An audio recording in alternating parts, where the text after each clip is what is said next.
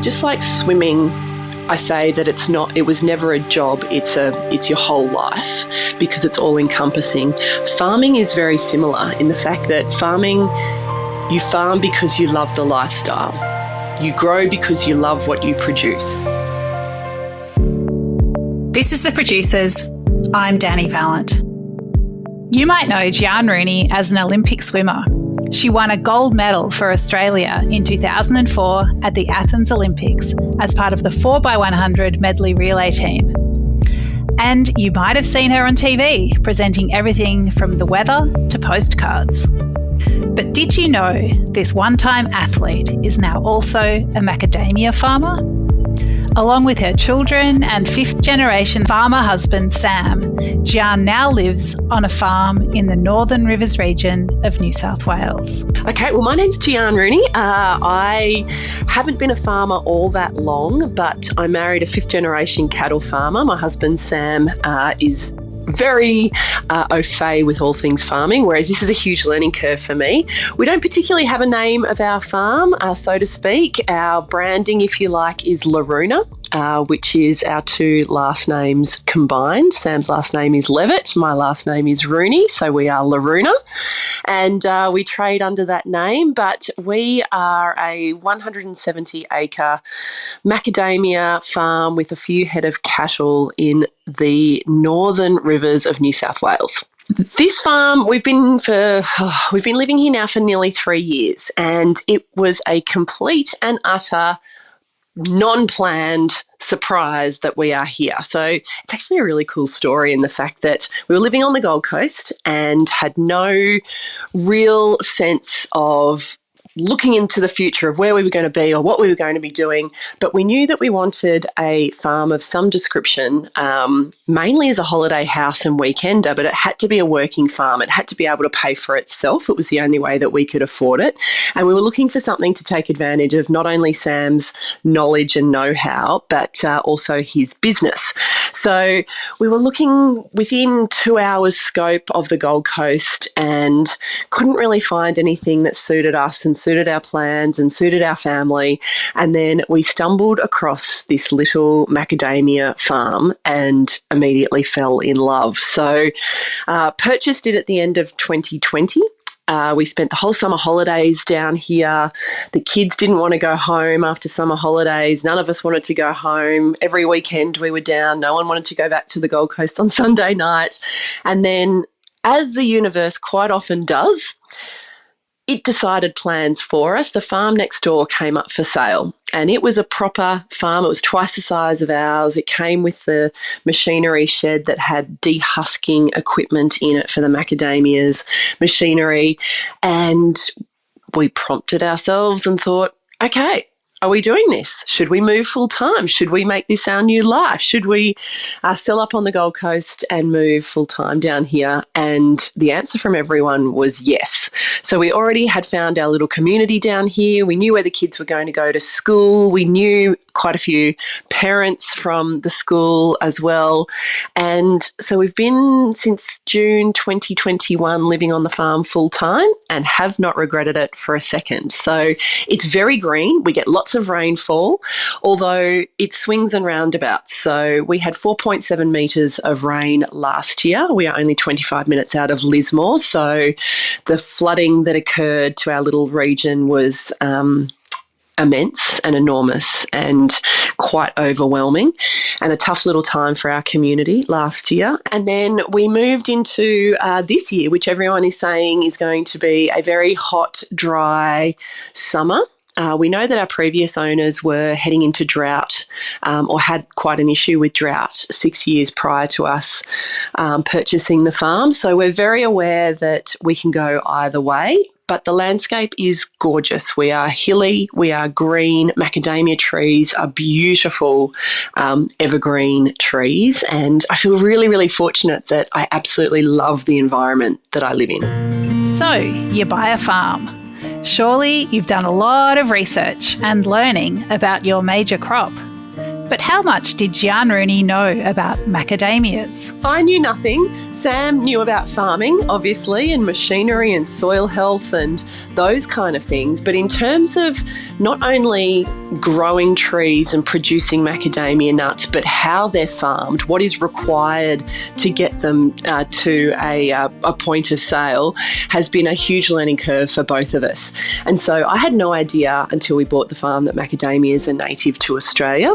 I had no idea how they were harvested. Did we need pickers? Did we need human power to come in and pick them? As it turns out, no. They are harvested with a machine that is almost like what you would see at a golf driving range in a way. Our little harvester has big sweeping arms that sweeps the nuts off the floor, off the ground, into the harvester.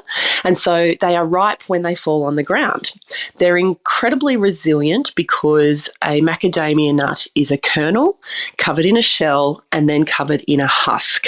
So when we pick up the macadamia nuts, they come into our shed and we dehusk them through our machinery.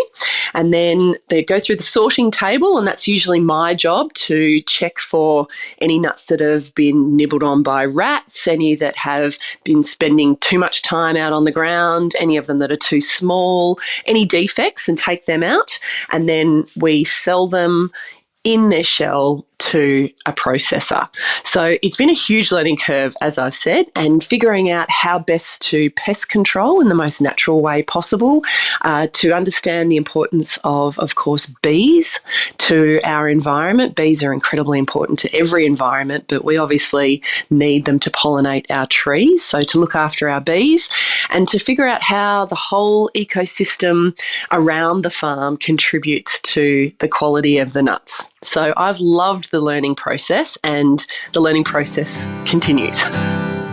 If loving a crop is part of what's required to farm it, then Giaan Rooney is well on track. She talks about her long-standing love of macadamias.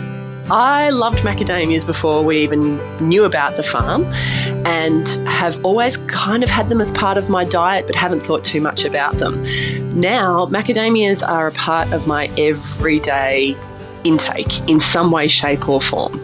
I am an alternate milk drinker. I have been all of my life. And so I now have macadamia milk on my cereal. I have macadamias in my muesli and macadamia milk in my coffee. I use macadamia oil when I'm cooking. I add the raw nuts to salads and smoothies. I use the nuts in a frying capacity or in a chopped capacity in most of my dishes. So all of a sudden I've become completely macadamia obsessed, and that's because I understand how good they are for you. They are so nutritious, but they're also incredibly delicious in the fact that they're naturally creamy and buttery, and so they're not offensive or overpowering to any of the dishes that you add them to. So if I was a fan of them before, I'm definitely a nutty nut farmer who loves macas now. Farmers can be pretty isolated, and it's often hard to share knowledge and get support.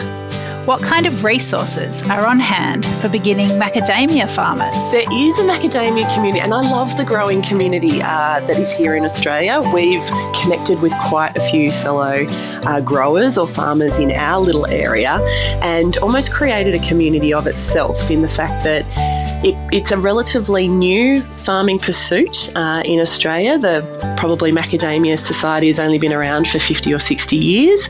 And given that they are grown naturally and in two major growing areas in Australia, which is the northern New South Wales and then southeast Queensland up to around Gympie, and inland of around Bundaberg. And so we've found our little community is a gorgeous growing community, and we swap stories, we share what works, what's not working, plans to be, how to be innovative in the industry, but also make sure that you are preparing your trees for whatever Mother Nature throws at them. So I feel like we've gained a lot of knowledge from those that have been here before us, but we're also sharing our learnings as we go along.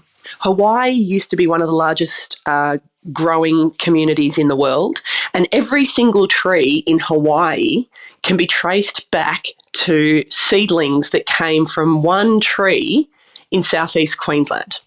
So amazing. But there are quite a few varieties and they've adapted to different growing conditions. And as I said, we've seen, like everything, a diverse farm. And diverse plantings is a better producing farm, because we've definitely seen in the few short years that we've been here how some trees are more resilient to wet conditions. And now we're looking at some of our other trees who are thriving in the drier conditions. So quite a few varieties and quite a few different ways of how they grow and thrive. It's a huge leap. Dive from swimming to farming. Have there been any lessons that Giaan has been able to take from her first career into her current pursuit as a farmer? I am so grateful for my swimming career. I was part of the Australian swim team from the age of 15 to when I retired at 23, and it was all-encompassing and completely full-on. And so I'm very grateful for it, but I don't miss it. The wonderful thing that I've had in my life, however, is there are so many parallels between business and elite sport that I've been able to draw on, and lessons learned, not only about myself, but what lessons that I've learned, I guess, that are, as I said, parallels between the two. Whereas farming is a whole new beast. Farming is, and this is where I feel so connected now and so proud of our Australian farmers and what they go through. Where we're very fortunate in the fact that farming is a almost a bonus income for us. My husband has a full-time job, I have a full-time job, and we farm as well. Whereas for many Australian farmers, this is their livelihood, this is their income stream. And I have really noticed and now understand that it does not matter with farming how hard you work, how passionate you are about what you farm, how innovative you are, how clever you are, how much work goes into producing the best quality products you can. Quite often, Mother Nature has plans all of her own that you cannot plan for and that are completely out of your control. Also in terms of commodity prices and what you are growing and what that the market is paying for your produce at the time is completely out of your control. Export markets, domestic markets, all of those things. So with swimming, I felt that I could control my own destiny to a certain point. I felt like, the quote that I had on the back of my bathroom door was, the harder I work, the luckier I get. So I felt like what I put into it, I got out of it. Whereas farming, all of a sudden, as I said, you really have to love it and expect a roller coaster and know that there are going to be good times and there are going to be times that aren't so good that you've got to find a way through. Giaan is a city girl living in the country. She's using her awareness of both environments as an opportunity to build bridges between urban and rural Australians. This is one of the things I love most about our move to the country. I feel like I get the best of both worlds. I work in the cities. I travel most weeks to Sydney, Melbourne or Brisbane. And so I work in the cities and I live in the country and I live in this rural community that I adore. And I love hopefully trying to be the conduit between the two, because the understanding, I think, of where food comes from, how it is produced, is it sustainable, the whole low food miles, paddock to plate, all of that plays such an important part in not only how we consume our goods or how we should consume our goods, but also our health. I'm a huge advocate for health. Health has always been such a big, important part of my life, of course, as an elite athlete, but following on from that as well. And so where our food comes from and how it is produced and the quality of the food, as I said, is of utmost importance for me. So that's something I'm trying to, I guess, join the dots between the city and the country and try and encourage people wherever they possibly can. If you can buy Australian made and Australian produced, Australian grown, please do it, because not only is it better for our Aussie farmers and better for our planet, but it's better for us as well. No one watches climate more closely than farmers. Giaan is now observing the weather and its impacts with a keen eye and new awareness. I was always very aware of climate changes, and I can see it just myself. I grew up in southeast Queensland, and how the weather has changed from almost being so incredibly consistent. You knew the seasons, you knew what happened at what time of year, to not having that consistency anymore. But we definitely feel it on the farm. Very, very aware. As I said, we had 4.7 metres of rain last year in our area, which usually is a yearly annual rainfall of 1.2 metres, so a huge increase. Yet this year we are turning around and seeing bushfires already in the season. We're seeing much drier conditions. We didn't have the winter rains that we are used to. And so I noticed the climate in a much more minute detail than I ever did before. And it also shows in our trees. It shows in the quality of the nuts that we're producing. And you can see how some varieties cope better with the wet than others. And you now see this year with the dry conditions how other varieties have more flower on the trees at this time of year than they have had for the previous 2 years. So I very much feel that our rural communities and our farmers in general are watching climate change happen in front of them. Rural life has been a huge learning curve for Giaan about farming in general and macadamias in particular. There's always more to learn and definitely always a job to do. It's shown me that, as I said, I knew nothing about farming before I met Sam. My husband knew nothing about farming. I was a city girl, had no idea about most things in that world. I have loved learning about the farm. I was a city girl. I knew nothing about farming until I met my husband, Sam. I was very naive about how the whole farming world worked. And I've loved learning about his world. I get to educate him about my world and he educates me about his world. And with the Maca Farm, we've almost learnt and grown together. So it feels like it's a great joining of our skill sets.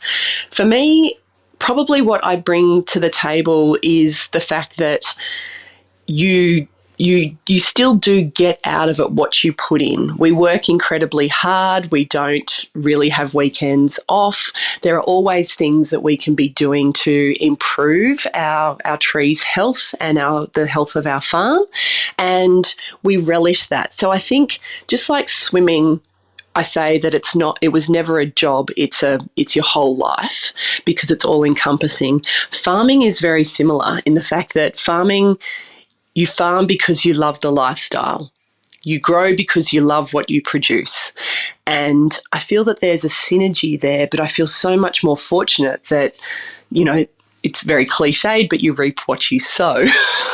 I feel that, every morning I wake up and I live in this beautiful part of the world that is contributing to the environment around us. Farmers, including Giaan Rooney, deal with geopolitical pressures, economic challenges and the vagaries of weather. But Giaan has a mission when it comes to macadamias and their place in Australian shopping baskets and diets. And so we know we've got another tough year in front of us next year.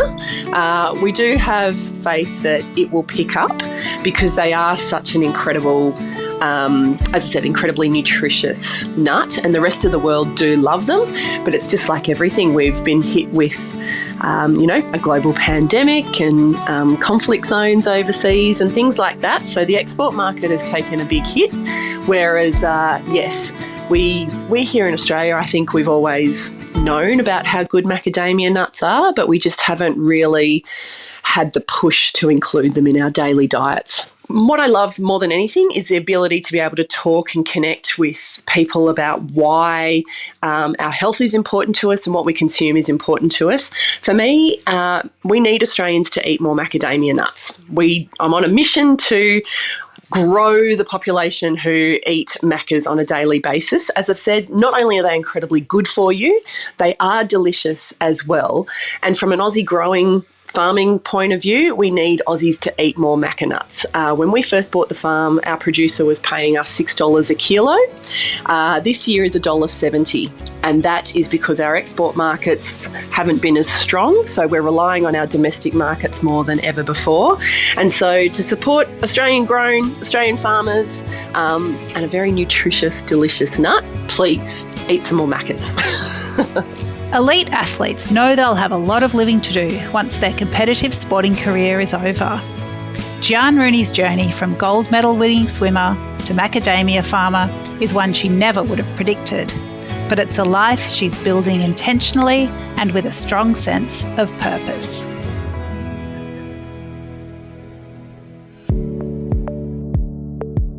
This is The Producers, a Deep in the Weeds production.